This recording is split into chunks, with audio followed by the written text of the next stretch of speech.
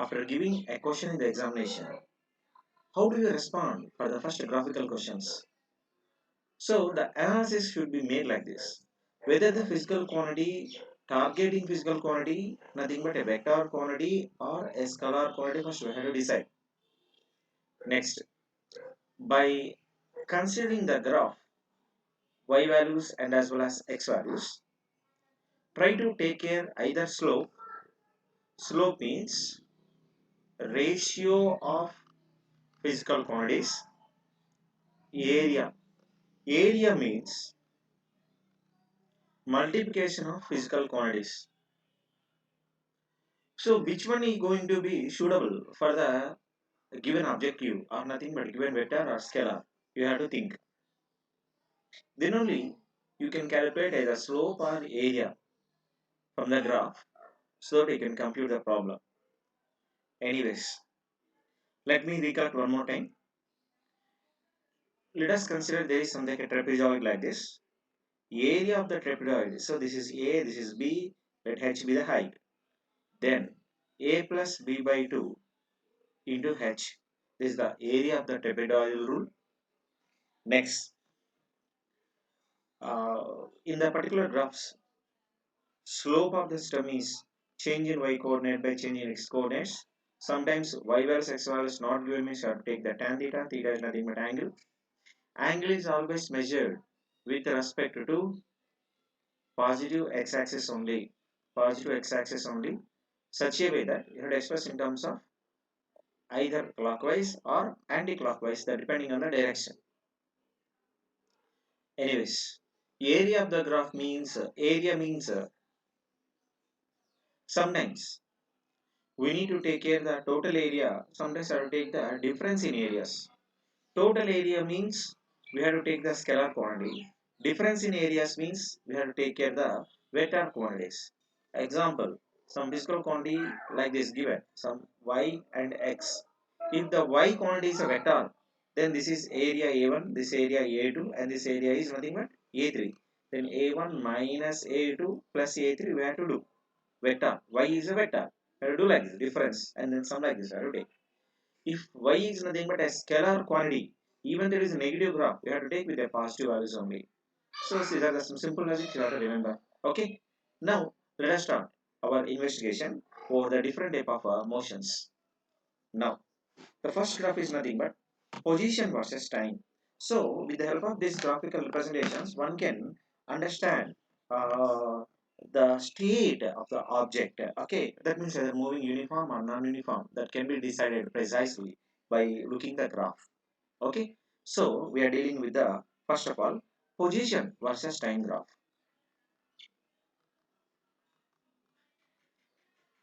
Position versus time. Now at this case, the first graph is like this.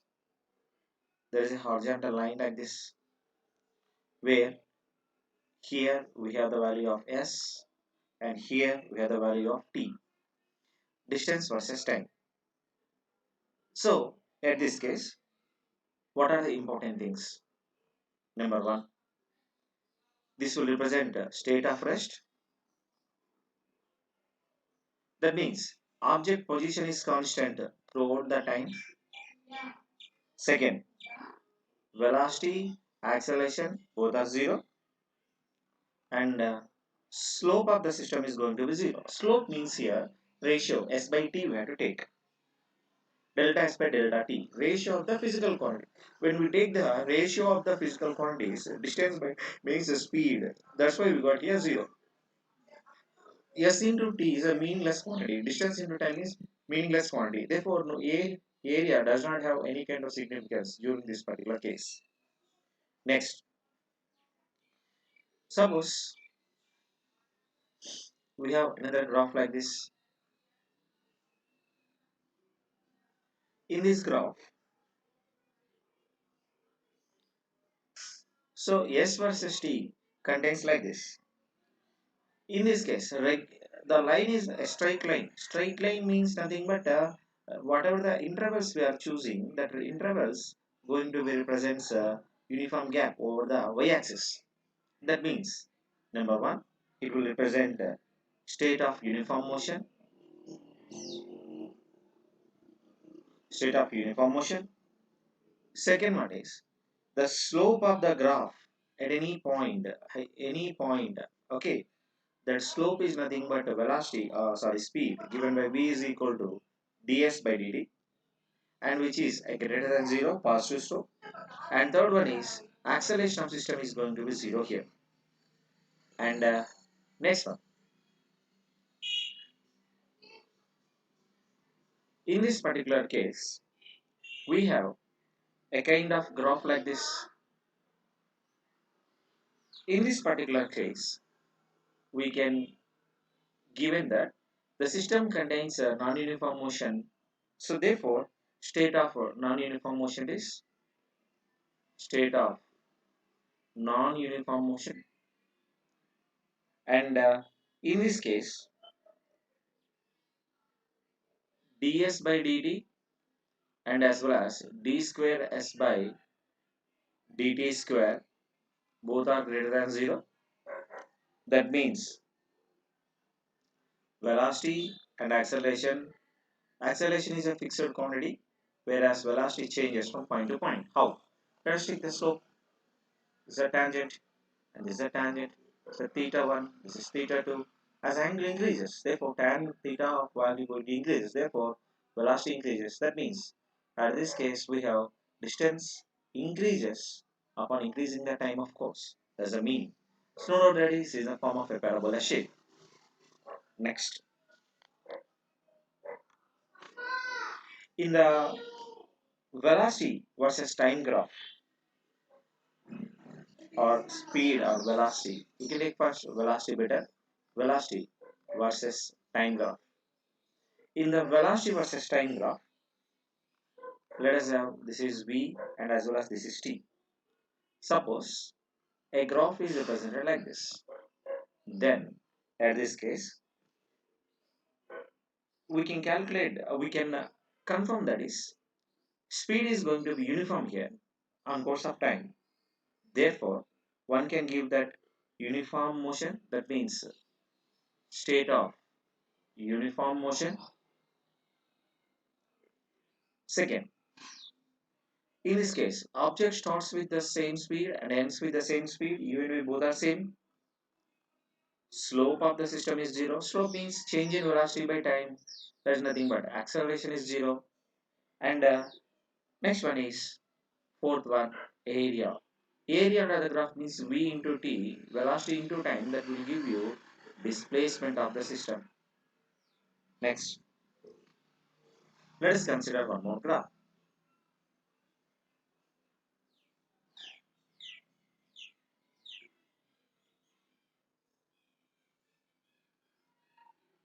In the velocity versus time graph, this is a best example for state of, because velocity changes as course of time. Therefore, state of non-uniform motion is a uniform motion initially, now it is non-uniform motion, where initial speed is not equal to the final speed. Speed of the particles are not going to be same. There is a change in respect to time. Next, further, at this case, the slope of the graph, which is a positive quantity, therefore acceleration increases upon increasing the time. Number fourth one is the area of this graph will give you displacement of the system. On the other hand, so this particular position we can take at t is equal to 0, starting velocity called as u. At any arbitrary time, whatever the velocity that you have, final velocity we have that system. Like this, right, to consider. Okay, right. Now, let us consider that one more graph. Upon increasing the time, suppose we have a negative trend like this. Then in such a case, the velocity versus time. In such a case, number one, again the object is a state of uniform retarded motion, where initial velocity and final velocities are not equal, and slope of the graph is no doubt it is negative. And in this particular problem, area will give you displacement of the system. Anyways, and further, let us see acceleration versus time graph. Acceleration versus time graph. Suppose in the given case, we have the acceleration on y-axis and a t or time t on x-axis. Then in such a case, we have some graphs. The first graph like this, and the second graph like this, and the third graph like this, and a fourth graph. Possibility of a fourth graph. Okay, that also like this. So each and every line represents what? This is the fourth graph, fourth line. We have four different colors. What they will represent? The first one will represent that acceleration. The first one, red color line. This particular line will really represent acceleration going to be increases in course of time. Therefore, acceleration is a function of time. That means it is non-uniformly accelerated object. Therefore, change in velocity in course of time observation t1 to t2, which is integration of a of t into dt, we have to take it here. Next, in the second, this blue color line, in this case, again acceleration is f of t only, non-uniform motion, but here acceleration decreases. Here in the case 1, acceleration increases on course of time.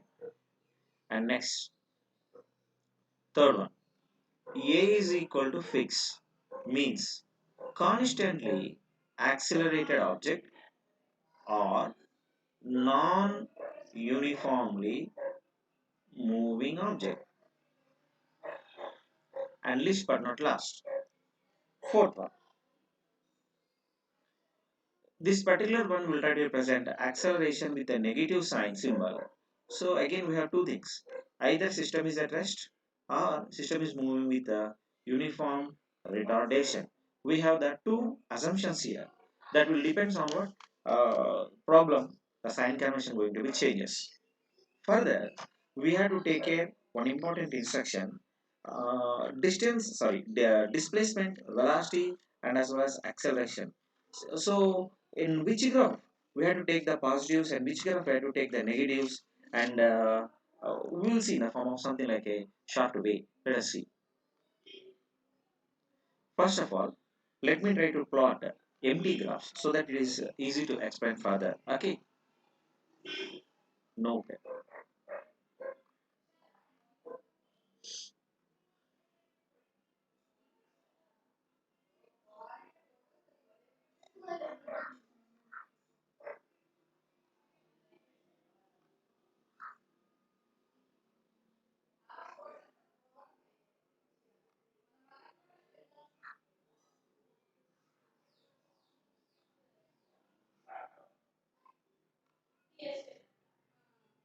Okay, let us see the four graphs and four exclusive cases. Suppose we have some graphs like this. First graph like this, and a second graph like this, and a third graph like this, and a fourth graph like this. We have the four graphs. In the four graphs, what are the significances? Let us see. In this case, displacement is positive, velocity is positive, and acceleration also positive. In the second case, we have positive acceleration, positive velocity, and negative acceleration. In the next case, so positive displacement, negative velocity, and positive acceleration. In this case, positive displacement, negative velocity, and negative acceleration. And we'll see few more things.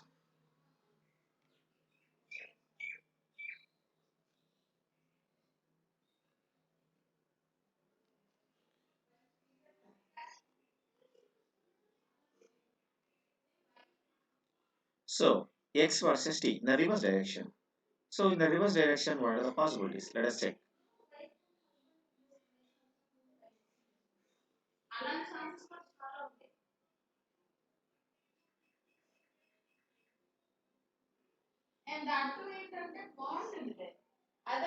Now, in the given case, let us see the reverse direction motion. At this condition, suppose we have a motion like this. Okay, one second please.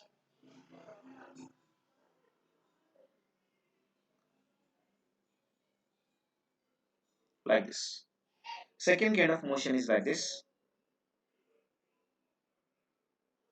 And third kind of motion is like this. In all these cases, how can we describe the system? Now at this case, first one, displacement is negative. We have a positive velocity and positive acceleration. Next, negative displacement, positive velocity and negative acceleration. Next, negative displacement, negative velocity, negative acceleration. So, depending on the case or depending on the graph, we have to be imagine and you have to be plot a particular graph. Anyways, this particular graph will try to represent uh, the complete information of the motion of system. Okay. Further, the next type of approach is something interesting that is called as mathematical functions. That means we need to deal with variable motion. Variable motion means first of all, let us try to consider the motion of object. Motion of object deals with two things now. First one is called constant or uniform motion. Next one is non-uniform motion. Non-uniform motion further divided into two types. Non-uniform motion with the constant acceleration and variable acceleration. Now up to here the total graphs and everything will be there. Now under variable acceleration examination instead of graphs sometimes we have to be calculate by using mathematical conditions like acceleration is given by either function of position or acceleration is given by some function of time. Then how can we approach for the uh, mathematical problems that we'll see in the next slide. Concept of a variable motion. In this case 1, just now only we completed, that is acceleration is expressed either in terms of a position or a function of time. Two possibilities are there. Now first of all we will try to deal about this particular case. In a case 1, if acceleration is given in terms of a function of x, then how can we approach? The method of solution is like this. We know that acceleration a is equal to dv by dt upon multiply by and divided by dx. Then we got dx by dt nothing but v, therefore you can write down as v dv by dx. So therefore upon cross multiplication v dv must be is equal to, you can write down as a into dx, where a is nothing but what, some f of x, some function in terms of position. Now upon doing integration from initial velocity to final velocity, that means u to v dv is equal to integration. So we have to do that limits, the depending on examiner's limits. So x is equal to some starting point he will give you, x is equal to some final point they will give you. So between that you have to do what na integration. Upon doing entire thing, we got an equation that is here, v square minus u square whole divided by 2, which is equal to integration of f of x dx. And further, after completion of this, okay, examination, we have the value of u, he will let ask you the value of v. Upon doing cross multiplication solving, we will get the correct answer. Now, in the case 2, suppose let acceleration is given something like in terms of some function of time f of t, some function of time is given. Then in such a kind of condition, what is the approach? Then we know that acceleration of system A given by simply definition dv by dt. Therefore, upon cross multiplication, what we have it is dv is equal to a into dt. Upon doing integration from u to v, dv which is equal to integration of f of t into dt, because acceleration is a function of time. So that function has to be substituted here, and then we have to do integration, and then we have to solve for this particular case. Then upon solving this, final velocity v is equal to, you can write down as u plus integration of f of t dt. You got the value of what? Velocity. And suppose examiner will ask you what is the distance traveled in this particular case. In both cases, suppose we need the value of what? Position. Then simply we have to use, that is x is equal to integration of v dt, we have to write down here, or otherwise you can take a dx and do it integration. Here also we need to use the simple function, that is same formula, no change. Integral dx is equal to integration of v dt. Now in this formula, whatever the value of final velocity v, so root of u square plus 2 into integration of f dx, that has to be substituted here, and then we have to solve. Here also the same procedure. So by doing these two things, one can find out the the respective and the required things or required quantities.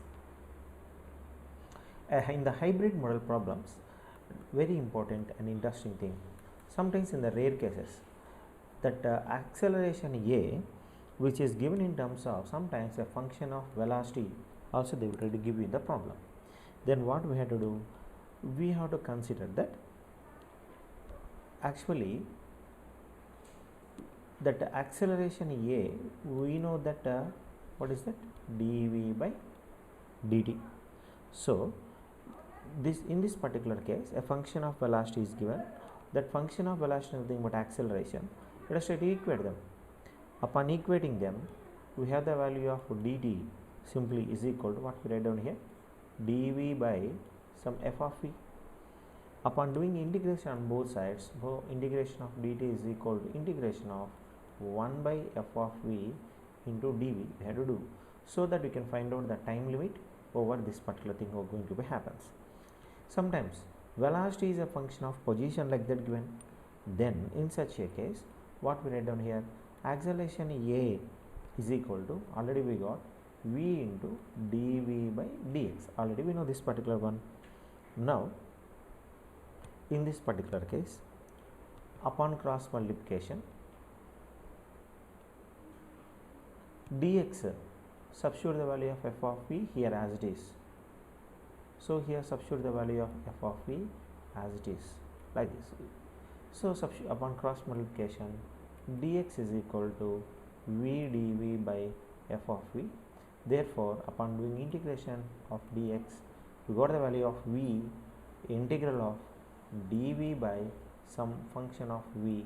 So by using this particular formula and as well as this particular formula, one can determine the concept of a change in duration of time and as well as duration of position.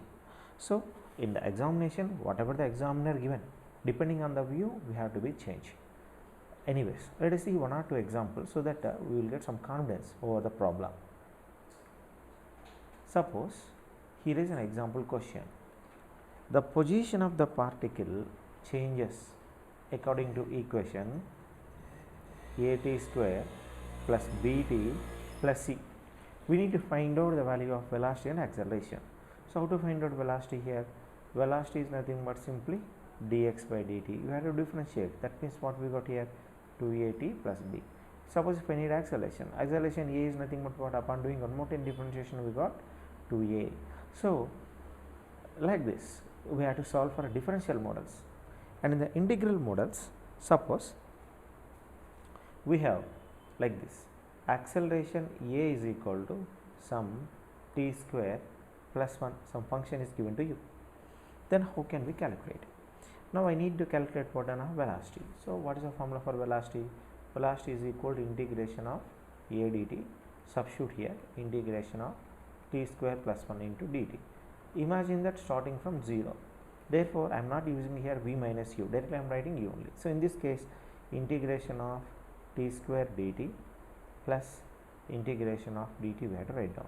So t square means what we write down here? T cube by 3, nothing else there means t.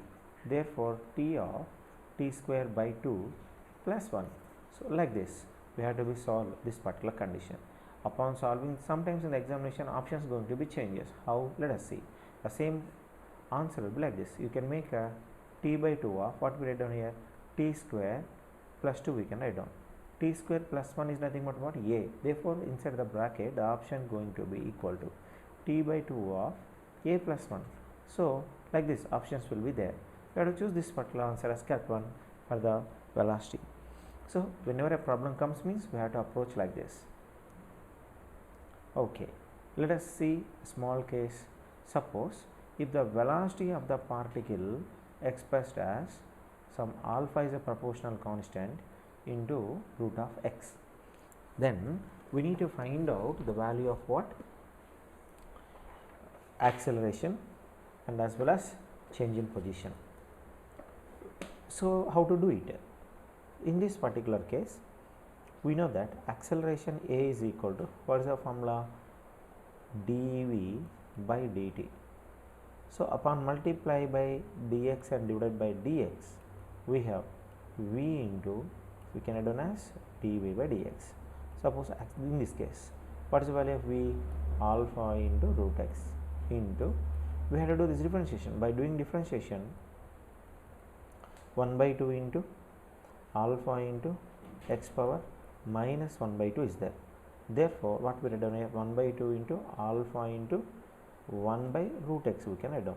This root x gets cancelled, therefore 1 by 2 into alpha square. Like this we can write down the acceleration.